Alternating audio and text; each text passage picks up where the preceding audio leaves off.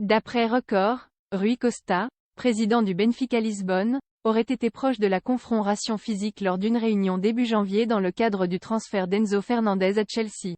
Le dirigeant portugais n'aurait pas apprécié l'attitude de Todd Boehly, le patron des Blues. Des négociations musclées. C'est même un euphémisme. Mardi, lors du dernier jour du mercato hivernal, Enzo Fernandez a changé de dimension en rejoignant Chelsea contre 121 millions d'euros sans indemnité de transfert, quittant Benfica seulement 6 mois après son arrivée. Selon Record, les négociations avaient pourtant mal démarré.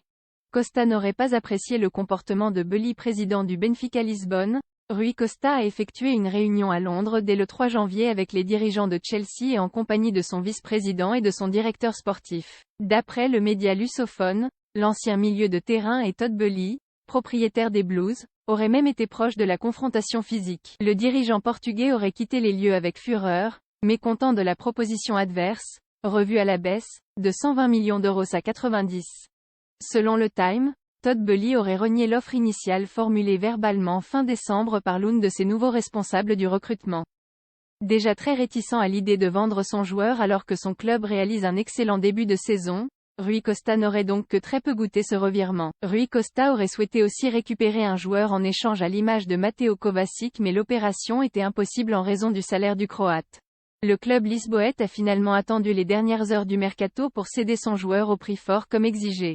Enzo Fernandez se tenait prêt selon Record à enregistrer une vidéo pour faire pression sur son club. Rui Costa a critiqué Enzo Fernandez, champion du monde au Qatar avec l'Argentine. Enzo Fernandez souhaitait rejoindre la Premier League, devenant grâce à ce transfert le joueur le plus cher du championnat anglais.